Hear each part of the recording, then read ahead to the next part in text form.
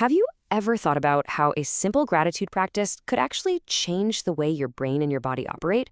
Well, today we're going to dive into the science behind it, and let me tell you, this isn't just some feel-good wishful thinking. This is actual neuroscience.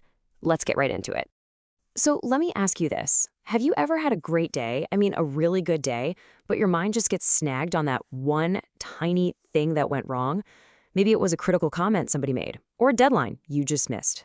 If that sounds familiar, you are definitely not alone, and there is a very real scientific reason for it. You see, that tendency to zoom in on the negative, it's not a flaw. It's not a bug in your system. It's actually a core feature. It's an ancient survival mechanism that's been hardwired into our brains to keep us safe by constantly scanning our environment for threats. And this built-in feature, it has a name, the negativity bias. You can think of it as your brain's default setting, kind of like the factory preset we all come with right out of the box. Here's a great way to think about it. Our brains are like Velcro for bad experiences and Teflon for good ones. The bad stuff just sticks, right?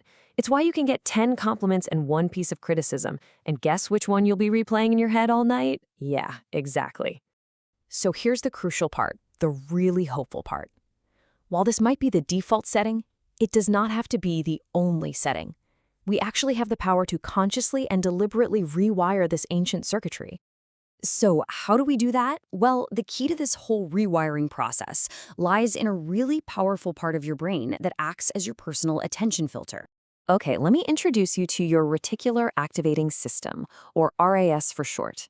This little network of neurons is basically the bouncer or the gatekeeper for your brain. It sifts through billions of bits of information coming at you every single second and decides what gets your conscious attention and what just gets ignored. And this is the perfect way to picture it. Your RAS works just like a search engine. Whenever you tell it to look for, consciously or not, it's going to scan your entire world to find matches for that search term. And this illustrates it perfectly.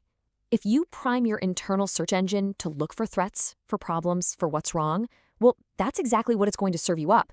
But, and this is the game changer, if you intentionally prime it to look for things to be grateful for, to spot opportunities, to see what's right, your reality literally starts to change. You are training your own search engine. Now, this mental shift doesn't just stay in your head. Oh no, it creates this huge ripple effect through your entire body. And it does that by flipping a switch in your nervous system. There's something called the polyvagal theory, which sounds complex, but the idea is simple. Think of your nervous system as a traffic light. Green means you feel safe, connected, and ready to engage. Yellow is that revved up fight or flight response. And red, that's the shutdown, free state. That old negativity bias, it loves to keep us stuck in yellow or red. This is where a gratitude practice becomes this incredible tool to essentially climb back up the ladder.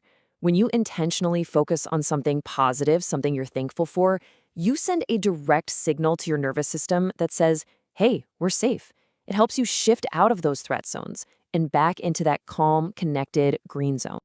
Okay, so what does this shift actually look like on a biological level? Let's get into the chemistry of it all. So there's this whole field of science dedicated to this. It's called psychoneuroimmunology. Yeah, I know, it's a mouthful, but all it really means is that our psychology, our thoughts, our emotions directly impacts our nervous system, which then directly impacts our immune system and our overall physical health. Mind and body are one system. And this isn't just a nice idea. We've got hard data. Look at this chart. It shows what happens to cortisol, which is our body's main stress hormone. Study after study shows that a consistent gratitude practice can lead to a measurable drop in cortisol levels. You are literally changing your body's chemistry just by changing your focus. And look, lowering stress isn't just about feeling more relaxed. It's about performing at your best. There's this concept called the Yerkes-Dodson law, which basically shows that we all have a sweet spot for performance. Too little stress, and we're bored. Too much, and we're totally overwhelmed. Gratitude helps you regulate that stress, keeping you right in that peak performance zone. Okay, so this science is crystal clear. This stuff works. But how do we actually put it into practice? In a way that's simple enough to stick with when life gets busy. Here is a super powerful, super simple tool, the 3-question rapid scan. Anytime during your day, just pause and ask yourself these 3 things. 1, what went well or what am I grateful for right now? 2, what did I do to contribute to that? And 3, what can I look forward to? That's it. It takes less than 60 seconds and it actively retrains that search engine in your brain. I love this quote because it just captures the whole thing perfectly. Gratitude isn't about finding some magical new thing to be happy about. It's about training your attention to finally see what's already there. It creates this amazing, positive feedback loop. The more you look, the more you find.